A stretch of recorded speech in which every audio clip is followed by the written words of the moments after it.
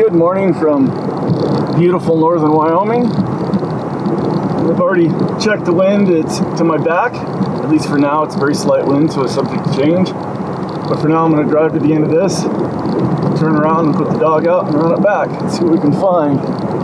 It's about 5 degrees, so it's a nice cool morning. Pretty good hawking weather. For Clyde, we'd like a little bit more wind for the dog, but beyond that, it's pretty sweet. It's hard to see with the sun right in my eyes, but I'll keep an eye as best I can for birds hiding in the sage on my way through.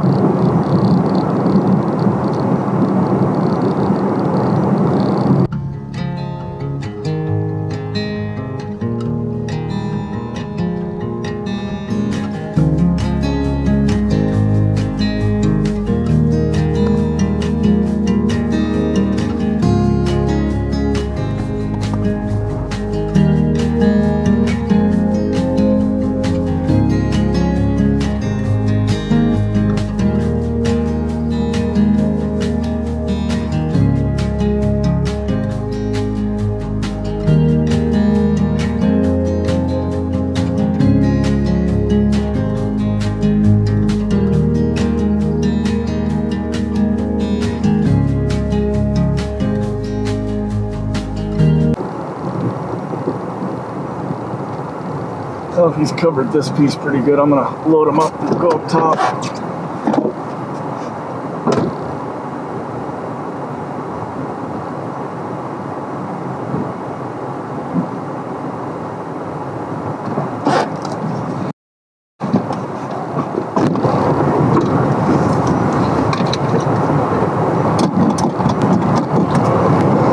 That's a fairly short run right there. In past years, it's always been real good. This year, been terrible. Never found anything until the very last time I was here. Less than a week ago, I found a couple of sharptails, so I figured it's worth a check quick. The spot that's been good this year, though, is kind of down through the bottom and up on this other hill over here. I've found tons almost every time I've been there. So I'm gonna go up there and give it a look.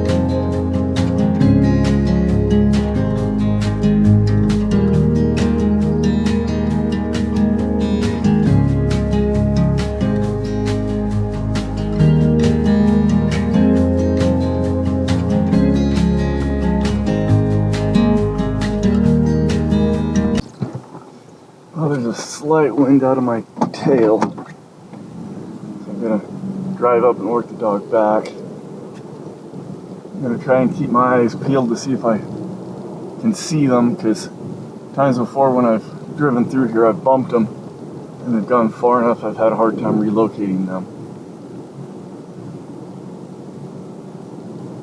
And it would be Huns I would be most expecting to find up here, but I sure wouldn't mind sharptail either.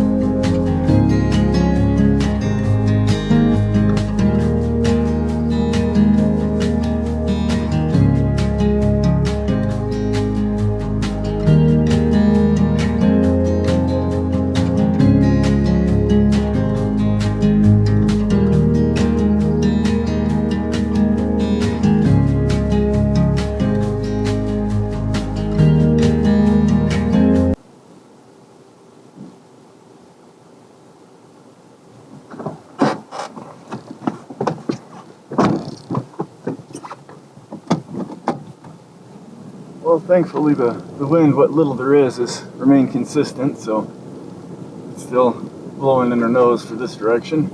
I mean, it's kind of from the left, but the road turns left right up here, so it'll be right in the nose then. I watched for bird tracks on the way through here and didn't see anything that was obviously bird tracks, but there's so many pronghorn tracks all over it, kind of muddies up the whole thing. I mean, not literally muddies up, just, makes it hard to see, tell.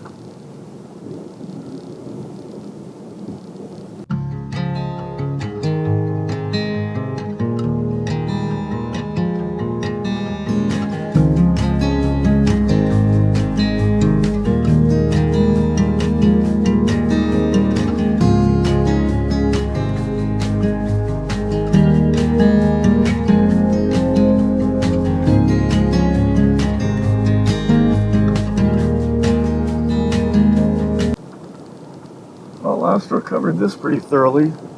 I couldn't actually see him for most of it, but the GPS tracked him pretty well and he covered it nicely, and sadly didn't find anything. I'll throw him in quick.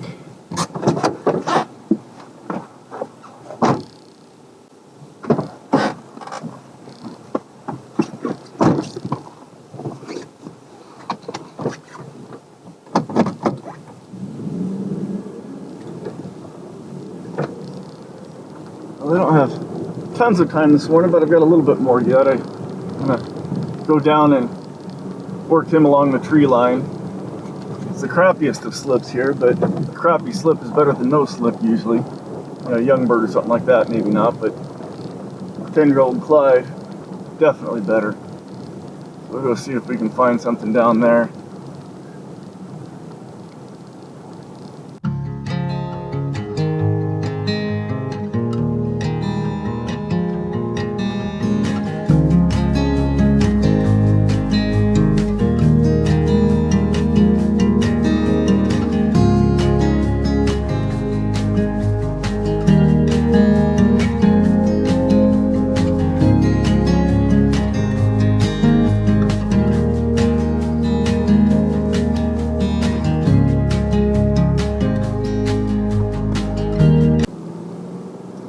Well, the wind is still out of the south, which is good. I like consistent wind. It's nice that it doesn't change while your dog's running, but that does mean that I have to go again to the end and turn around with the dog out, so there'll be some more driving.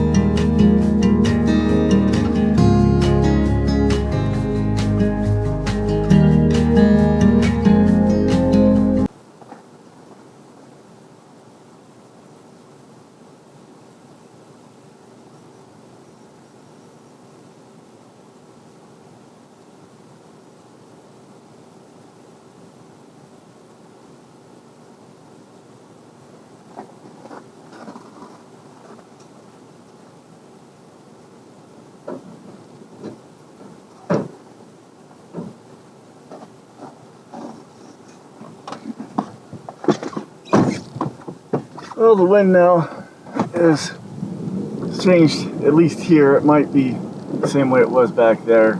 So it's really running the dog the wrong direction for the wind, but I don't have time to keep driving back and forth trying to make it perfect. So we're just going to go and hope for the best.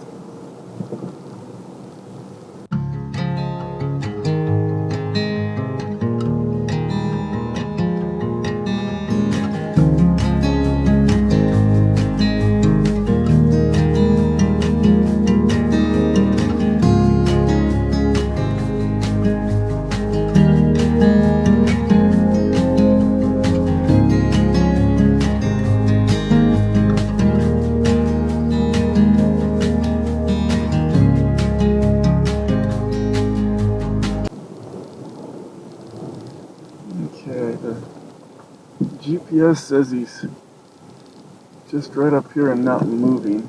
I'd like to actually see him, but it might not be possible.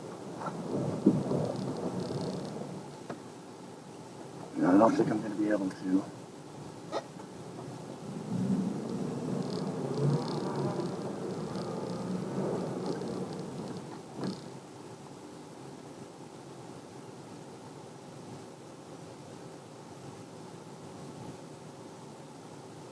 He's actually moving around inside of one area of brush. He's just not moving very far. Now he's moving farther.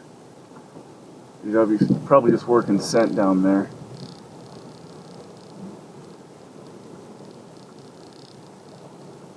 Okay, now the GPS shows him pretty solidly in one spot.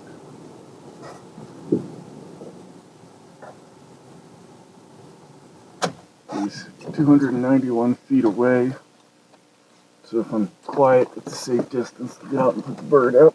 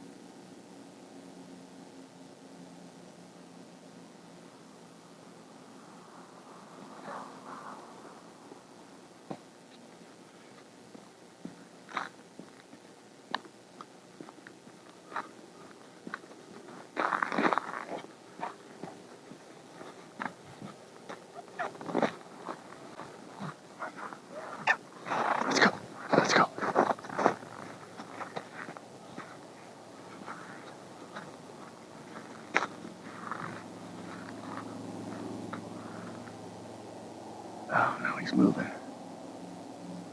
What's going on with this? He was holding solid.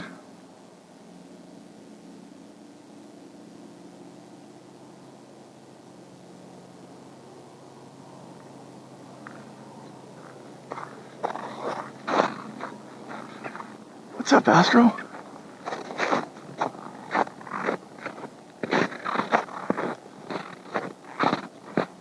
This whole flight might be a bust. Don't know what's going on down here. I never did lay eyes on Astro, going by GPS only.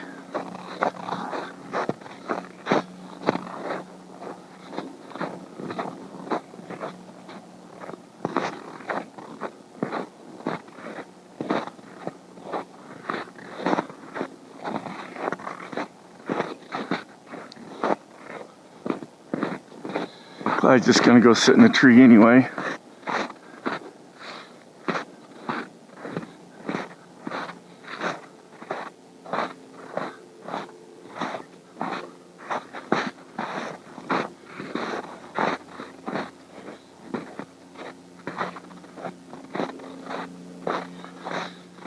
Okay, I'll use the GPS to find where Astro was pointing. Find out if there's a porcupine or something. Yeah, it's right up in here.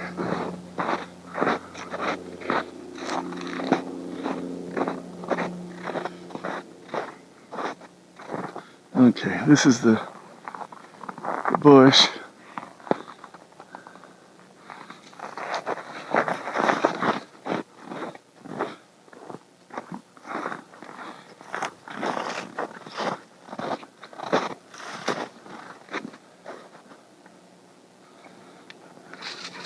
I do not see a porcupine. There are bird tracks there. They're hard to tell what they are because the snow's kind of messed up. They could be magpies.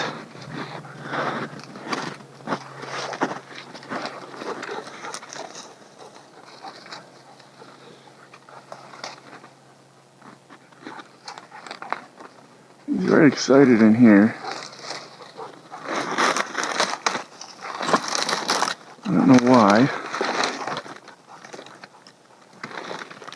I don't see anything.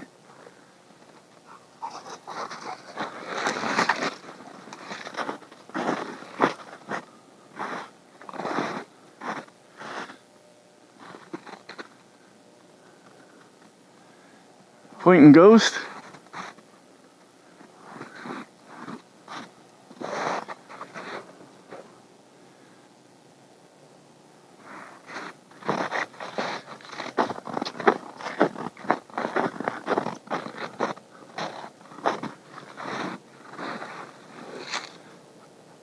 I guess I should look see where Clyde is. He's still in the same tree.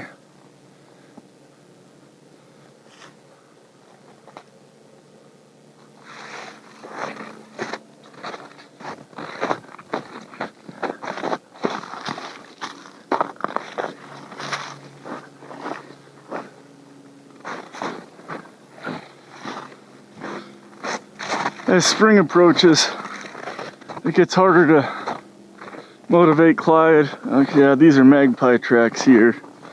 I don't know what Astro's pointing down here, curious about, but anyways, spring approaches, it gets harder to motivate birds a lot of times to fly well.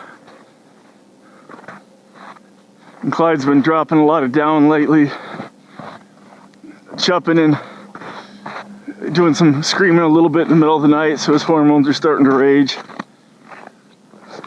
Logic would mean that you think they'd go into more aggressive mode, you know, wanting to impress a mate or something, but he's not an imprint and I'm not his mate, so he's not wanting to impress me. But my birds I've had frequently will decrease their performance come spring, especially on warmer days. They're nice. What did you find in here, Astro? It's not going to be birds. Could have been a rabbit. Nice hole there.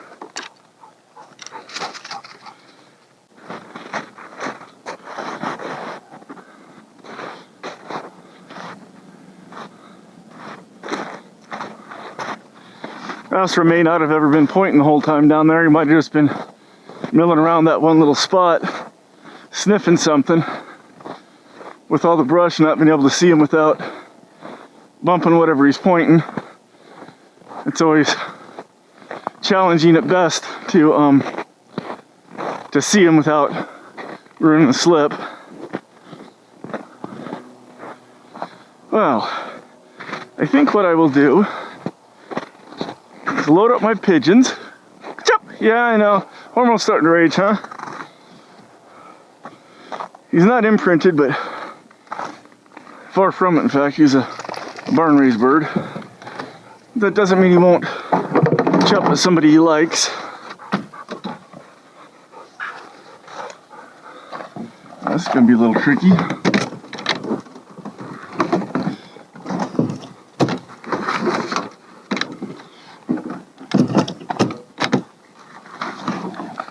You saw that a little, but not too much. So I'm gonna get my pigeons, walk up the hill and see if he'll wait on. And if he will, toss him some pigeons. If not, we'll just call him to the lure and call it a day.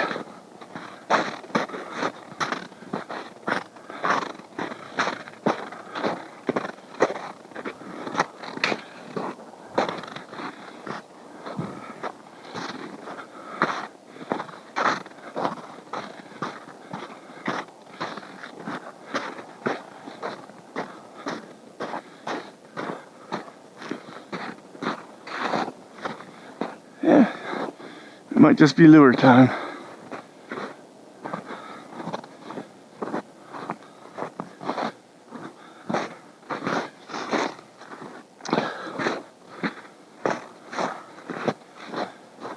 walk up here, give them another chance. Our season is definitely coming to an end.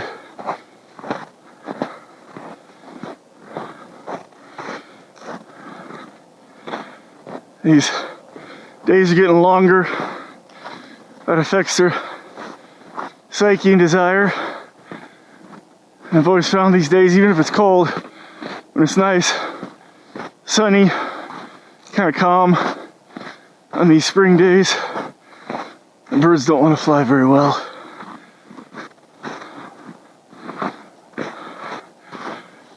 Which in some ways is a good thing, because they're still flying dynamite. Makes it hard to put them up for the year. You don't want to quit when the season's end. But when the flying kind of gradually goes downhill, it makes it easy to put them up. Psychological. Maybe it's just me trying to put a silver lining on. Anyway, you gonna fly, Clyde? We're gonna do something exciting.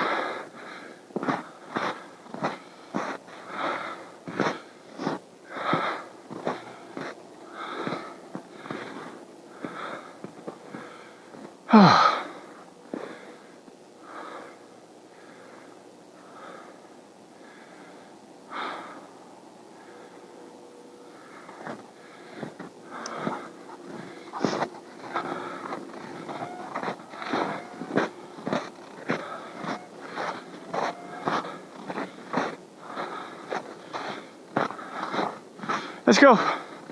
Let's go. Let's go. Let's go. Come on, help. Help.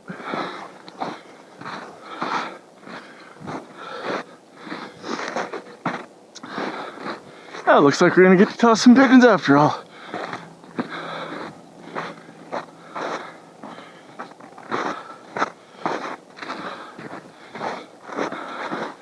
I'm not expecting any ground to pitch today, but a little bit of action will be fun.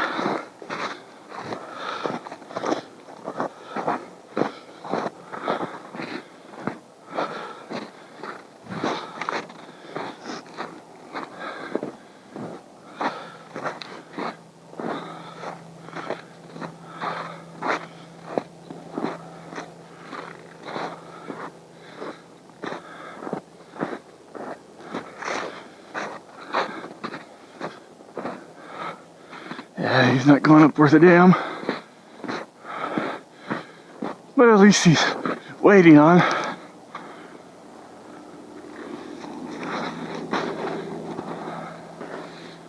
Up! Woo!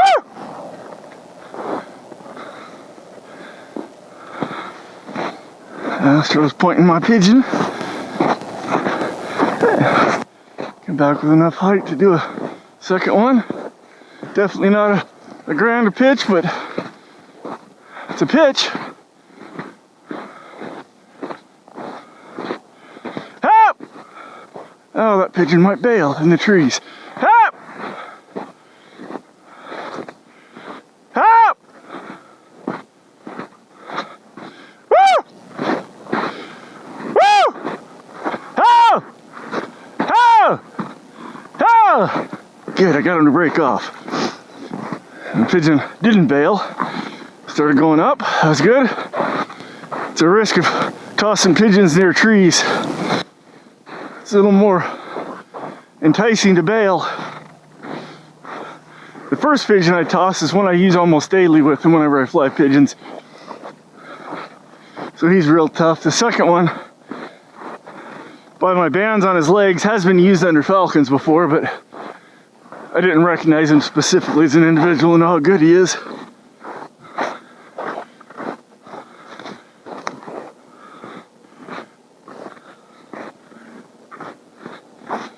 He was good enough not to bail, but scared enough to think about it real hard.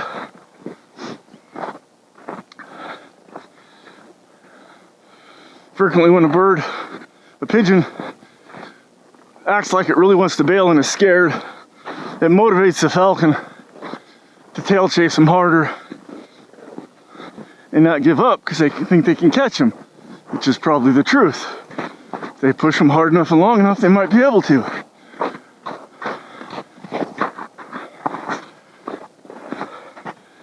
But I guess if there's one silver lining to this year of no ducks and difficult to find slips tossing pigeons a lot, is I've worked a lot on getting Clyde to break off of chases.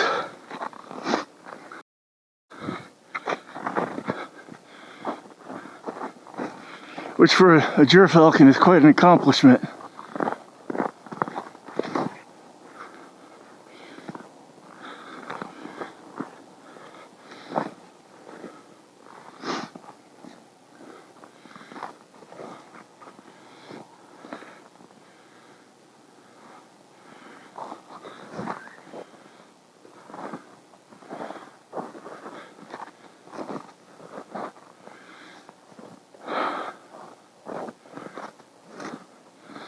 Well, had Astro not pointed right there, or whatever he was doing, I don't think it was an actual point, but had I not flown that, we would have just worked a little bit more down the tree line, and if we didn't find anything, gone up on the hill and tossed pigeons, which is essentially what I ended up doing.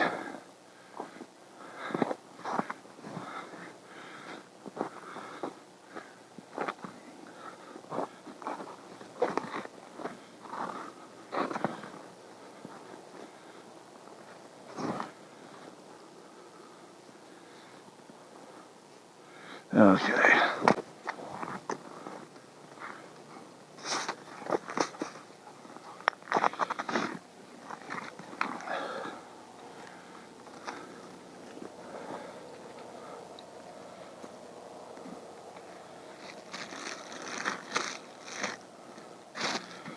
These southern guys probably think 10 degrees, that's cold, freaking cold. Never be outside in that.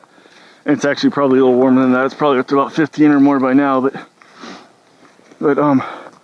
you get no wind and some sun, especially if you're bundled up, it can be quite warm. In fact, it might be a little too warm right now. I know Astro is, he's rolling the snow to cool off.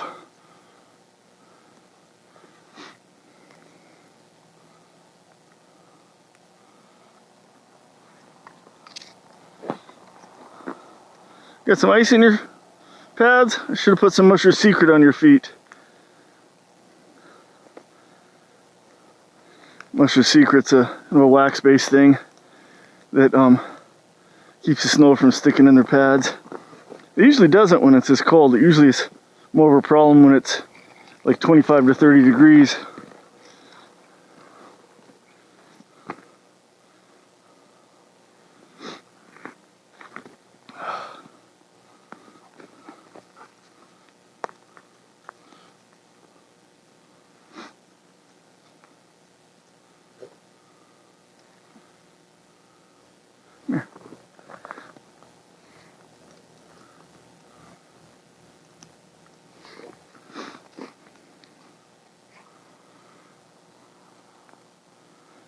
Okay, Clyde, eat up. I gotta get to work.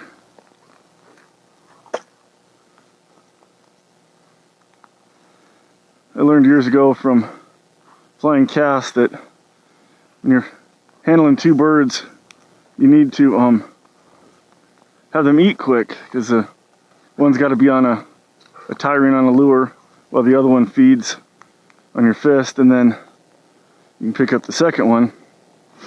Well, that first bird's got to eat quickly because the other bird's not going to stay on the tie ring for forever. So I started crunching up the bones in what I feed them to make it all go down the hatch quicker. And I decided I like it just because it speeds up the whole process. And most birds seem to actually appreciate it because it makes eating easier and quicker, fill their belly quicker. You can tell Clyde's not super sharp. I might have to cut his weight down a little bit to fly him in this spring attitude. He's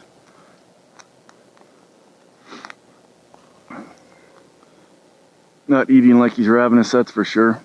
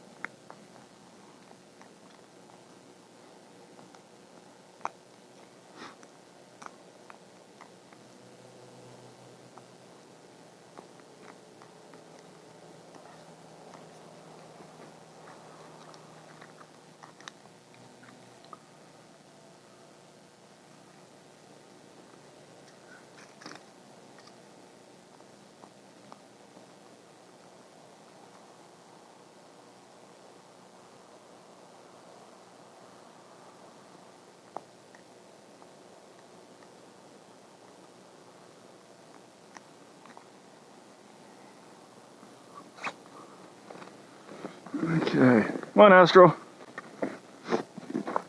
Astro, ever since he was little, has been real good about knowing when we're done hunting and head to the truck and stay there. I've had a lot of other dogs that just go on kind of self-hunting and do other things, and I'd have to round them up or call them over, put them on a stay, all that kind of stuff, but never had to do that with Astro.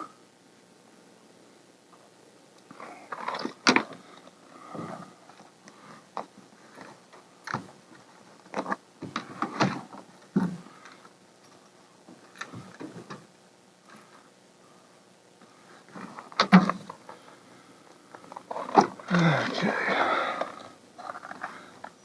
let's see what the date is. Only 2.1 total miles. I really didn't stoop him that long. Max elevation above me, 100.0 feet, right on the button. Oh wait, that is Astro. Let's look at Clyde, 3.4 miles. Okay, so a little bit longer. Max altitude, 192. Okay, I was thinking he was a little higher than 100, but sometimes it can be deceiving. 192 feet. As I said, I expected him to go super high today, but that was okay once he finally did go up.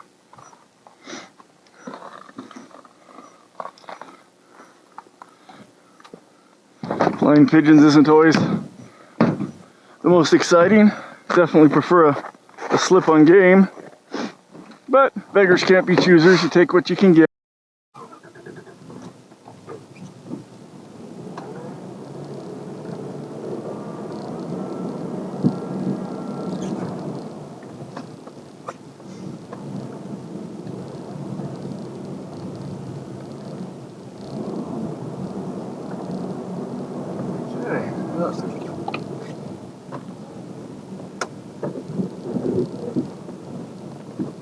Get home and get cleaned up and head to work. I've got to work again tomorrow all day. I won't be able to fly in the morning.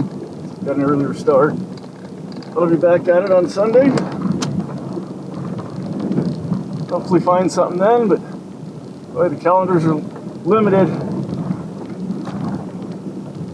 Only got a little bit left. It's February 10th today, and so we can go to the 28th, so 18 more days till hawking season's over. But as always, thanks for watching.